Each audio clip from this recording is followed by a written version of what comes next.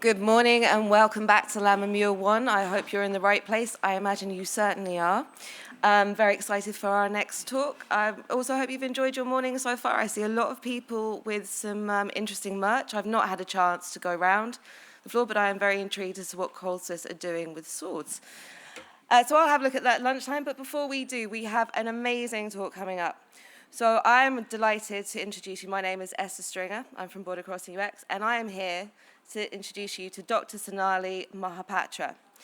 Now, she is the Quantum Innovation Sector Lead at the National Quantum Computing Centre, and she has the best job I can think of. She basically leads and supports the innovation strategy and sectoral engagement framework. So that means that she focuses on actual use case discovery of quantum computing and working with various different stakeholders to support the user journey from awareness to advocacy across a portfolio of sectors, including the ones that affect all of our lives: financial services, energy, healthcare, space. And she uses AI to deliver quantum readiness for the UK. So we are super delighted to have her here with us today and for her to come and give us a talk about a roadmap for quantum readiness for the UK. And would you like to join me in a round of applause? Thank you very much.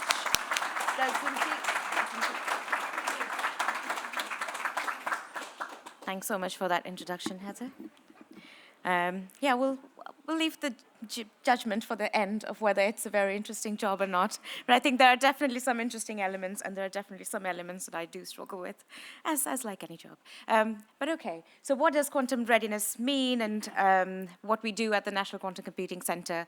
So just as a quick background, I started my journey as a physics student a while ago, and I did my PhD in particle physics, quantum gravity, and foundations. At that time, basically, my family was very concerned when I was doing my master's and undergrad in research, and then continued doing my PhD, that you're not going to get any job. Thankfully, right after my PhD started the era where quantum technologies were starting to get commercialized, and it was great because the space industry up in Scotland, here, now that I'm back here, was looking for quantum expertise to come into the space sector, and that's where I began my journey into actual application development for quantum technologies. So I worked in the Scottish space industry for 5 years before joining the National Quantum Computing Centre. I worked on the very first two space missions, small satellite missions that were developed in the UK. I was specifically leading the development of the quantum key distribution modules that go into those small satellites. So satellites are like this big, which is similar to size of a cereal carton. And so these are super small. Lot of innovation work went into it. Lots of miniaturization of a huge optics table that you want to get down into a box that fits on the top of your palm, and then you had to do quite a lot of vibration testing, TVAC testing, whether this is going to be sturdy enough to go through cycles of temperatures between minus 80 degrees Celsius to plus 80, plus 50 degrees Celsius. Some people say if you strap a satellite to the underside of your car and just take it over the Scottish Highlands, then that's proof that it's going to survive a launch. These will fly in 2025, so I guess we will do one of these tests and figure out if that works. By the end of my stint at Craft Prospect, which was the company I was working on here, along with University of Strathclyde and collaborations with various other companies as well as UK Space Agency, I was leading the onboarding of cutting-edge new artificial intelligence and early-stage quantum technologies into space, and looking at two cases where would space benefit from these technologies, and where would these technologies benefit from space as an enabler? After that, I moved into the National Quantum Computing Centre to look at quantum computing as a different kind of quantum technologies. So Quantum Computing Centre is quite new. It was established only September 2020 under the National Quantum Technologies Programme in the UK. The National Quantum Technologies Programme in the UK is quite unique. It was one of the first national quantum technologies programs in the world. The UK government has an aspiration to make the UK one of the world's first quantum-ready economy. Now, what does it mean? to make the UK one of the world's first quantum-ready economy. The NQCC's mission is to translate UK's very strong research strengths into innovation by enabling the understanding, the development, and the integration of quantum computing technologies to help build a resilient future economy. And so, within this framework, we work across government, industry, and the research community, and we try to enable the delivery of assured quantum computing capabilities for the UK. And because in the UK, we did a gap analysis, and we found that some of the biggest quantum technology developers, quantum computing developers such as AWS, IBM, we don't have such a big systems integrator in the UK. There was that gap to fill in terms of who is going to take the responsibility of scaling those technologies once they are there. So that's the specific challenge that we are taking on at the NQCC. And we tackle this challenge with a threefold approach. So the first thing is technology readiness. We are developing our own quantum computers. Some of the first technologies we are focusing on are we are developing an ion-trap quantum computer and a superconducting quantum computer. Quantum computers can be of various different technologies, as you would see in the next few slides. The next thing we are focusing on is infrastructure readiness. We are going towards a flagship facility by March next year. Our first innovation hub is now open, and industry is welcome to come into it. Industry is going to be able to access the test beds that we are now developing to be able to experiment with quantum computing hardware, start rapid prototyping, understand how does problems in industry scale as the technology develops, as the algorithms develop, as the software develops, and then feedback into the National Quantum Computing Center as to how we can actually support industry. What are the main barriers to adoption that we can help you overcome? And the third prong, which I personally look at, is quantum readiness. So towards this, I just want to give you a brief understanding of why we are here today. What is the history of quantum technologies? So within the history of Industrial Revolution, we had the first quantum revolution quite a while back. So all of these different kinds of technologies are actually quantum technologies, which were part of the first quantum revolution. And there, we managed to use quantum mechanics, which is the underlying principle that is the theory of particles which are less than 10 to the power minus 15 meters. We understood the broad working, what would quantum mechanics look like if a bunch of these small particles are together. So we understand the large-scale behavior of quantum mechanics, and we were able to harness that to basically create electricity, X-rays, lasers, scanning probe microscopy, nuclear power, electronics and computing, superfluids, superconductivity, and MRI scans, and those are all really, really useful. I'm sure you would agree with me. Now, in the last decade or two, scientists have figured out how we can manipulate single quantum particles. So single particles of light, single photons, single electrons, single atoms, very, very small particles, basically, which we cannot see with our naked eyes. We are now able to manipulate single quantum particles and their quantum states, and we are able to harness them into technology. And what does that look like? One of the first, so quantum computing is one of those plethora of technologies that we managed to build using the manipulation of these small particles. And quantum computers are not going to be replacing our classical computers, our normal computers, anytime soon or anytime in the future. That's our current understanding. Because quantum computers are a very different kind of computers. They're not just a speed up over normal computers. They're not just going to make every single kind of problems much easier, much faster to solve. They specifically are going to be more advantageous in solving these 4 categories of problems. So when we need to be simulating molecules, when we need to be simulating materials, molecules, we break down everything. In the end of the day, they are quantum quantum materials, right? Quantum behaviors.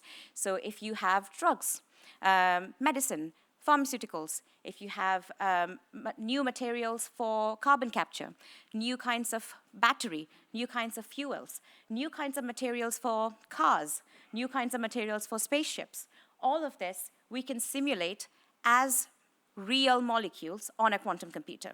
Right now, we do manage to simulate quite a lot of, we managed to approximately simulate drugs, synthetic drugs, for example, on high-performance computing clusters and supercomputers. However, if you go around 50 to 60 electrons beyond that, no high-performance computing cluster is able to simulate beyond 50 to 60 electrons. And even before that, all the different methods that we have are approximate methods. So we can't use a classical computer to perfectly simulate quantum particles.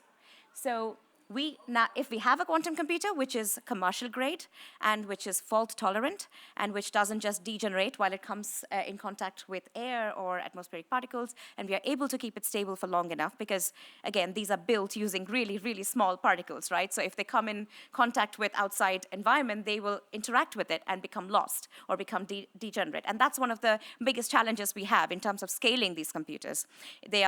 Now we understand how to build them in small scale. The challenges that IBM, Rigetti, Riverlane in the UK, OQC in the UK, all these different kinds of companies are taking on are how do we actually make sure that at the same time we have these extremely sensitive particles and we want to preserve its sensitivity so that we can actually harness its sensitivity to give us advantages in all these different kinds of problems. However, at the same time, we don't want them sensitive enough so that they can interact with whatever they want. So that's one of the major challenges. Machine learning will be able to have quantum machine learning models, which will be able to provide more advantage than the AI models we have at the moment. Optimization problems, quantum computing are going to be very, very good at optimization problems. So any kind of problems where you have thousands and thousands of variables you need to take into account, for example, weather modeling. Weather modeling is one of the best examples of where quantum computing is going to be really useful for optimization type problems. Or satellite traffic network management, or data traffic network management, or satellite orbit management. Now there's a big problem of there's too many satellite debris out in orbit. And we need to be tracking those debris. We need to be understanding the orbits of those debris and whether they're going to be colliding with some other satellites or other particles or other material that we have out there. And it's very, very difficult to be doing those simulations because there's so many different variables out there. And this is hopefully one of the problems we are hoping that we'll be able to harness quantum computers for. Cryptography. Cryptography is one of those things that quantum computers are proven that in the next 5 to 10 years, they're going to be able to crack all of our current public key cryptography methods that we rely on in financial services, in any kind of security-centric sector. So in my previous role, where I was developing quantum key distribution for space, that's what we were looking at. How can we actually use quantum to develop methods where we can future-proof our cryptographic systems, our security systems, when commercial-grade quantum computers are on the horizon.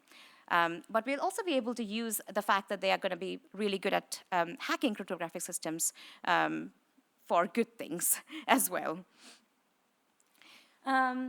So before we can actually go to a point where we can demonstrate quantum advantage, and right now, if some of you are keeping your finger on the pulse and looking at different headlines and articles that have been coming out in the last year or two, IBM published a quantum utility paper. So now there's a new term, quantum utility. So we are very, very slowly inching towards that point where we can start to provide evidence that quantum computer can actually provide advantage over current classical computing systems. We're not there yet. We haven't yet shown that they are advantageous. We theoretically know there will be advantages. The main roadblocks are we currently have very few qubits in a quantum computer. Qubits are similar to bits in a normal computer. We have qubits in a quantum computer, and these qubits can take not just 0 or 1 state. They can be both 0 and 1 at the same time, and that allows them to harness multiple states at the same time, many, many states. So 0 plus 1 by 2, 0 minus 1 by 2, think about all these different kinds of combinations of 0 and 1. And that allows us to unlock some kind of vastly parallel processing power using just 2 qubits. So if we have 16 qubits, if we have 1,000 qubits, if we have 5,000 qubits, that unlocks a very different paradigm of computing. Currently, we are not there where we can show quantum advantage over a useful problem. We have shown some advantage over very, very basic toy problems. And that's very useful to understand how they work, understand where we need to now focus attention on, what the main problems are. But quantum advantage is a technical term we use in the industry to talk about the threshold point when a quantum computer outperforms a classical computer, especially when it's practically useful. But before we can reach there, we have a whole host of things we need to fund, we need to manage, we need to research more, and we need to develop. So the scaling, noise, there's a lot of noise in quantum systems at the moment. Noise is one of the main problems at the moment. Decoherence, we have imperfect hardware. The supply chain is still being developed, so new components are being developed. Algorithms, we again need the right algorithms to address the application needs. So this is where industry engagement is extremely important.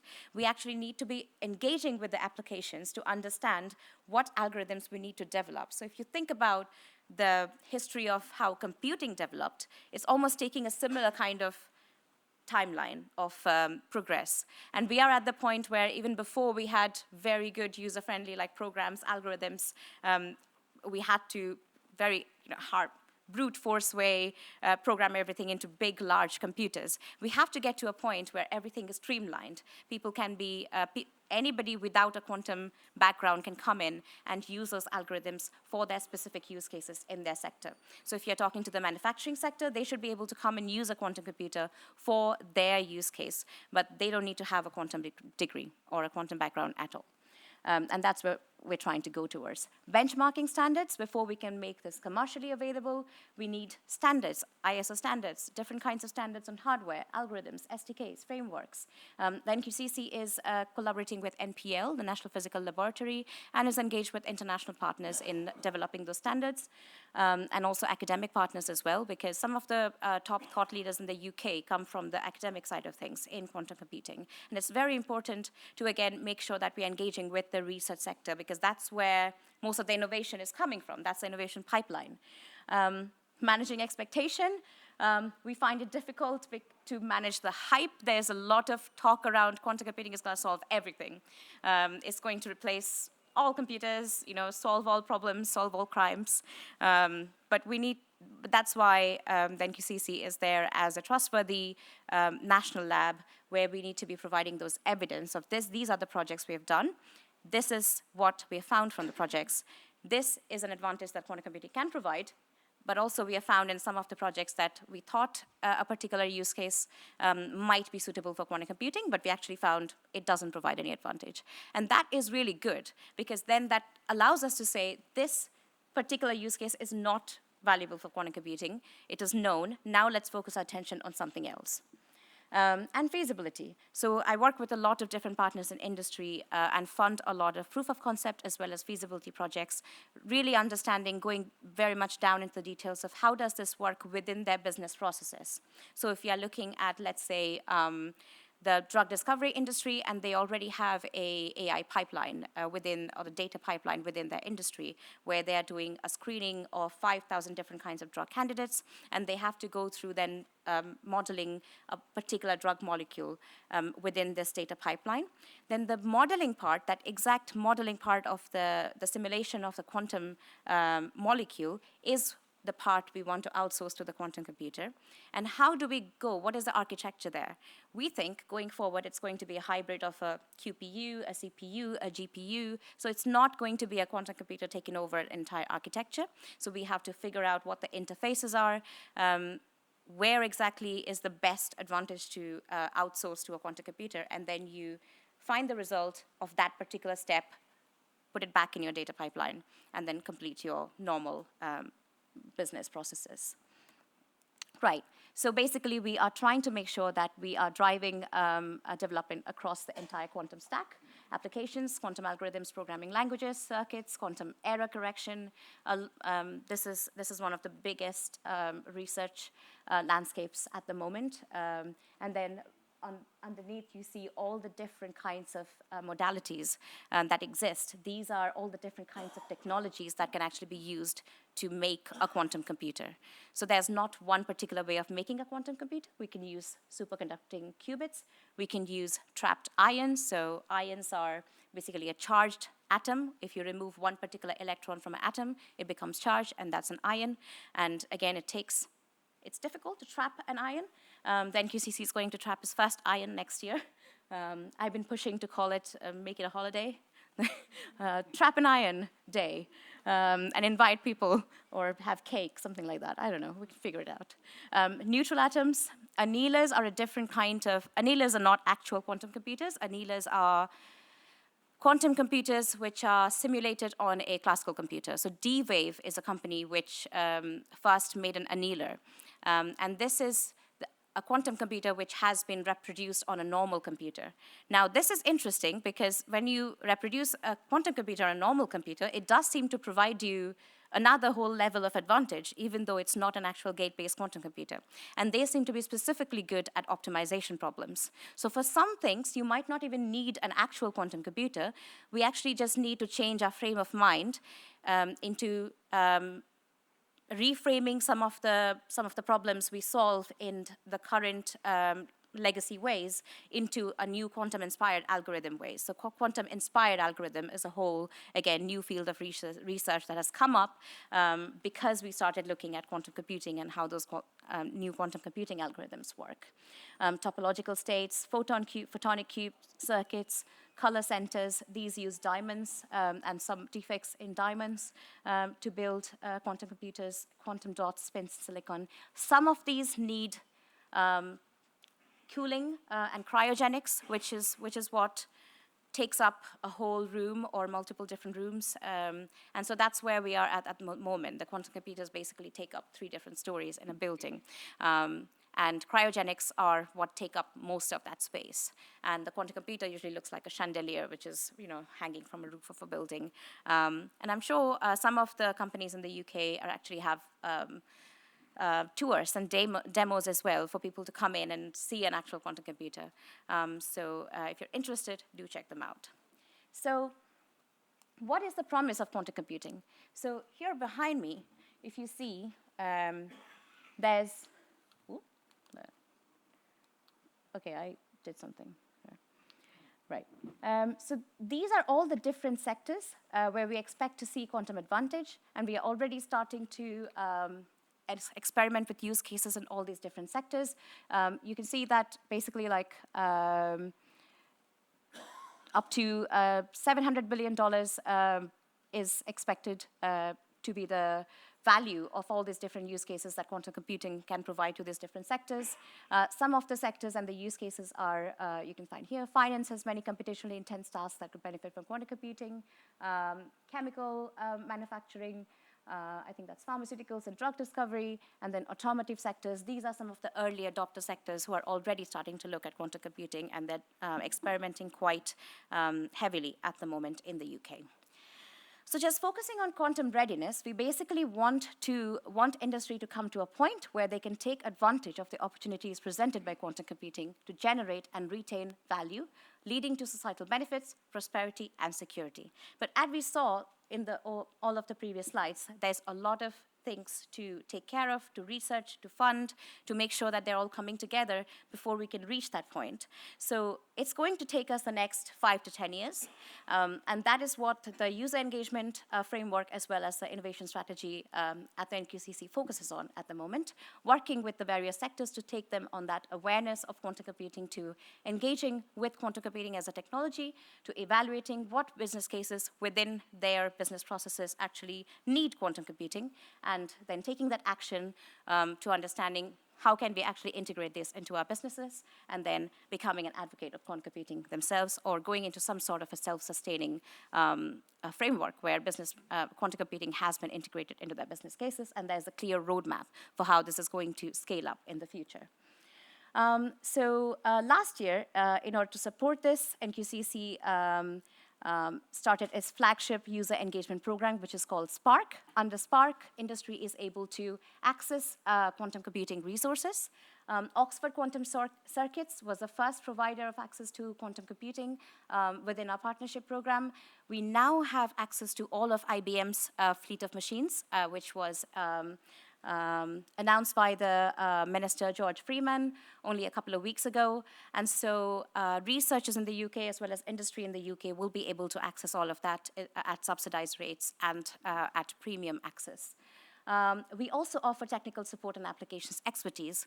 So there is obviously going to be a time when companies need to be building that talent, and that's going to take some time before companies can recruit talent or make the case for recruiting that talent or upskill existing technical talent. So we partner current companies within the project framework with application engineer expertise from inside NQCC. So if you're working on a particular project, our application engineers are able to provide advisory or even help out in the development work or build up the technical talent within the companies and aid that knowledge transfer.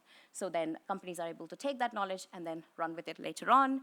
We run a lot of workshops, hackathons, networking every year. We've just finished our second hackathon, actually, July 2023, which was really fantastic as well, got a lot of really good feedback. We have run quite a few different calls. We found that initially we ran 3 months long calls because those were less commitment, had a larger risk appetite because you didn't have to commit too much money, too much time from industry. But industry was able to take grants from the government, so around 40K with some match funding. And these focused on the validation of the quantum computing use cases. We did see that after industry took advantage of these 3 months projects, then a lot of these 3 months projects had a higher, we had a quite high conversion rate from these 3 months projects to 12 to 18 months long Innovate UK projects, which were around £500,000 pot of money, with, again, some industry match funding. So you're able to access government grant funding, and you're able to focus on these particular ones were for tech developers.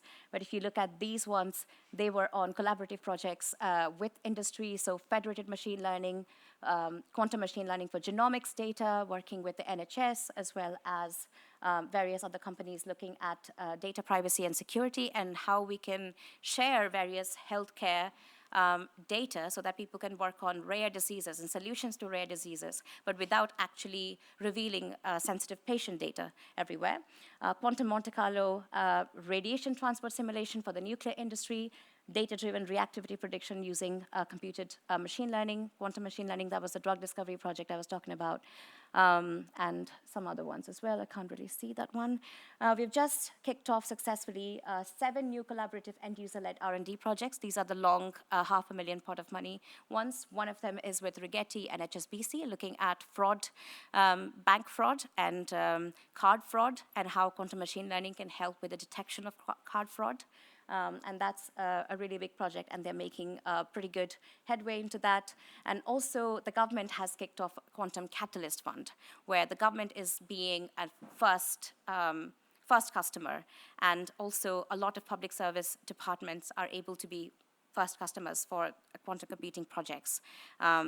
I would encourage people to go on to Innovate UK website and look at those there.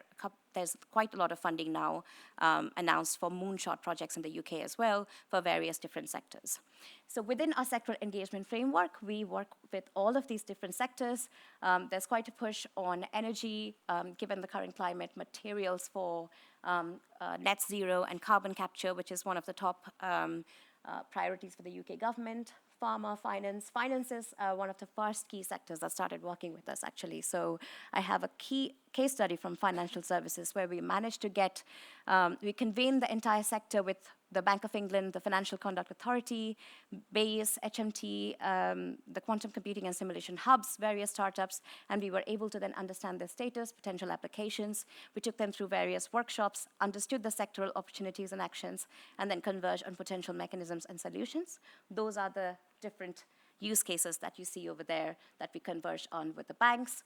Now various different banks have funded PhD students working on some of these use cases within the banks.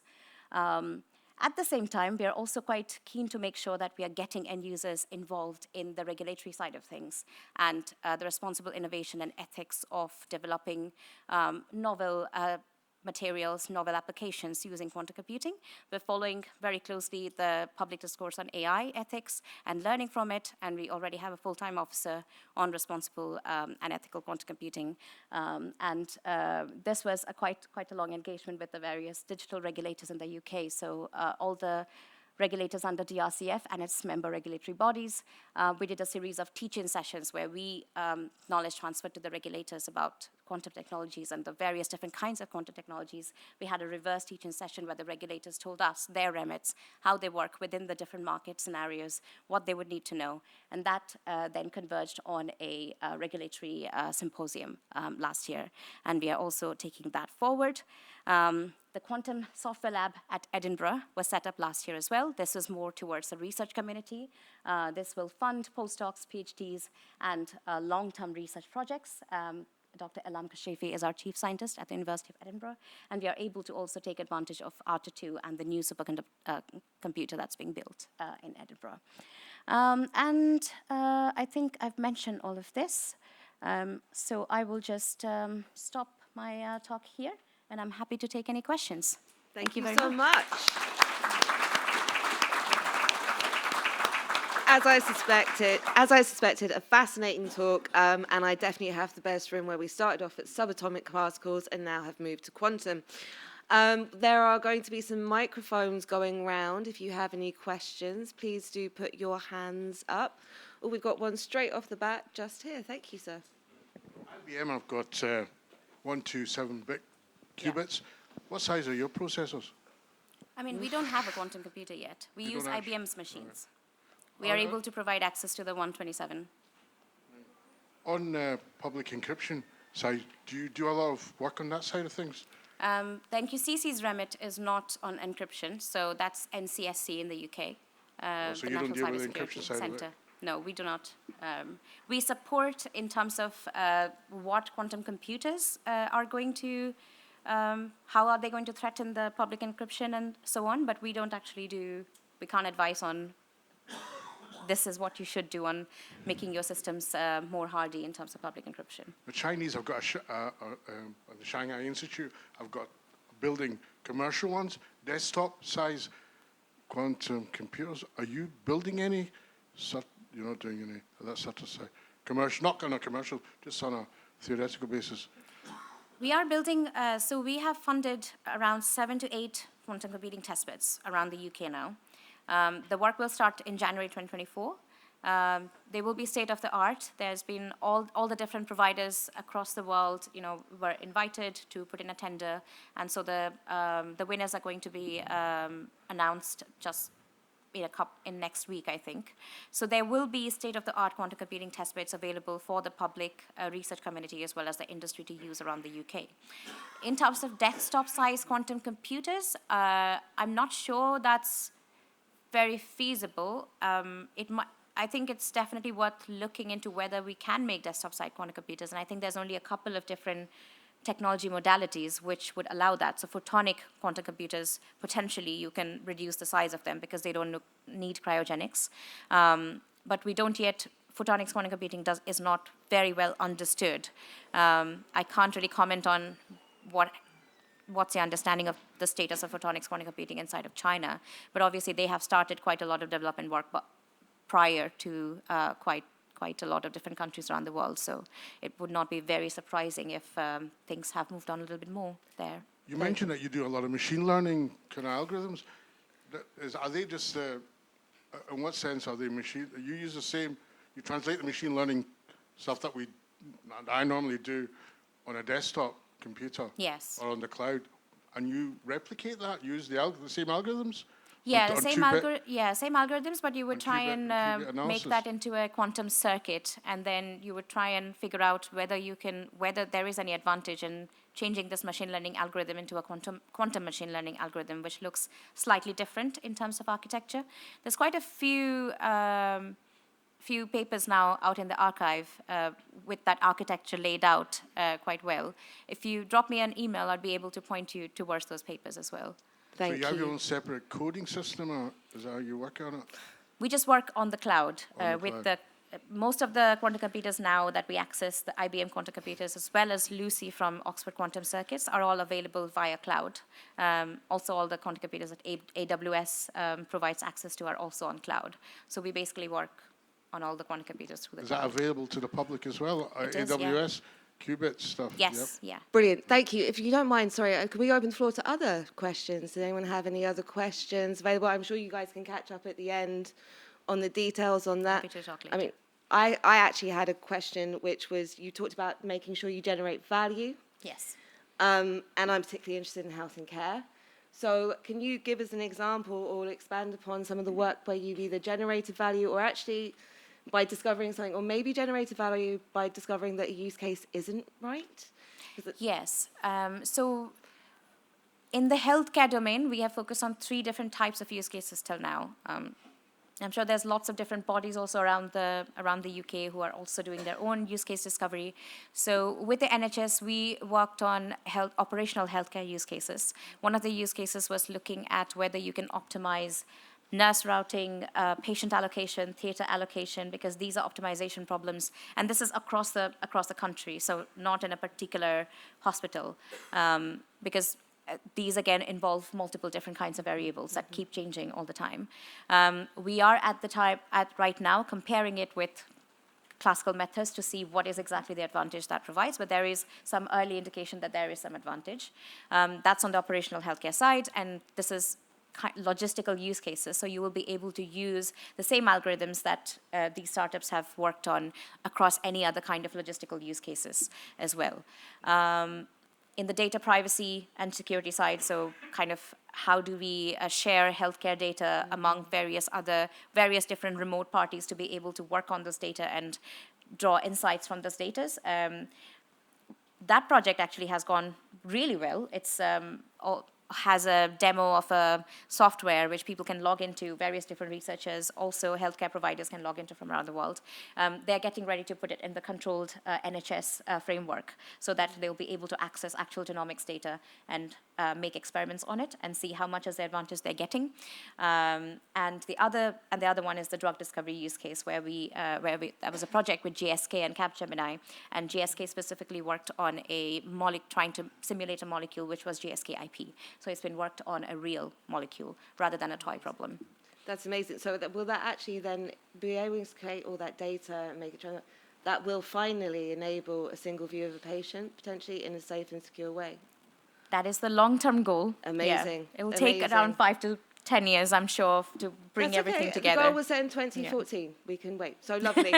And we've got time for one more question. We've got a gentleman just here. Thank you. Hi, thanks Sonali, that was a great talk. I work in AI and I'm curious, are there any industries that you think that AI and quantum computing will come together to make a big leap forward in the near future? Well, I think quantum machine learning it's not there yet where people are saying that there's a big advantage, but it is a field that's moving quite fast at the moment. If you check out a paper by Perimeter Institute, Bob Koik, I think that's his name. They have a quantum machine learning algorithms of understanding various languages, and they're able to they have managed to replicate all languages in the world, down into a very basic framework using quantum machine learning, and they're able to generate music in any of these languages using that quantum machine learning algorithm. So maybe that's a good starting point to look at it. But I think there will be other use cases similar to this that come up in many other industries as well. Yeah, thank you. We've got one more. Two. Okay, we've got 2 more questions. So we've got the gentleman at the back and the lady on the side here, and then I'm afraid we will have to move questions to just personal one-to-ones. If that's okay with you, Sonali? Lovely. Sorry, could you move the microphone closer? Sorry. Got to do it karaoke style.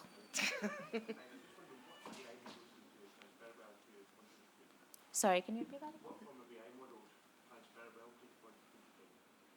I would have to take that back into my technical team. I don't want to give a wrong answer here.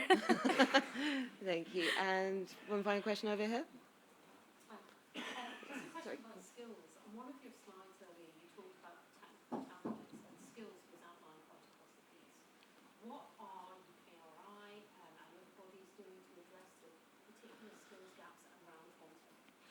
Yes, that's a Great. really good question. So that is one of our key verticals under Spark. We did find we had difficulty hiring across the piece earlier on, and that has been replicated across the quantum industry as well as the space industry, actually. So we work on various different prongs of it. So NQCC itself has collaborated with a number of partners to bring out a few different courses now.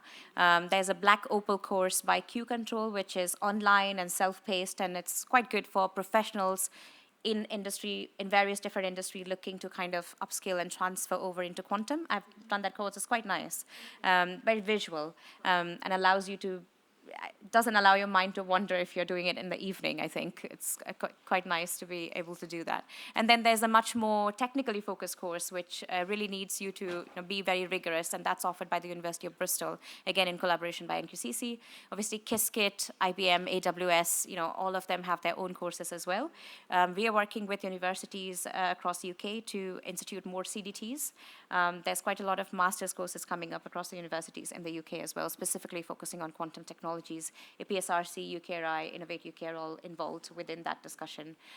There's a lot of funding that has gone into all of these different areas this year under the Mission Fund. Yeah, that's also the other piece.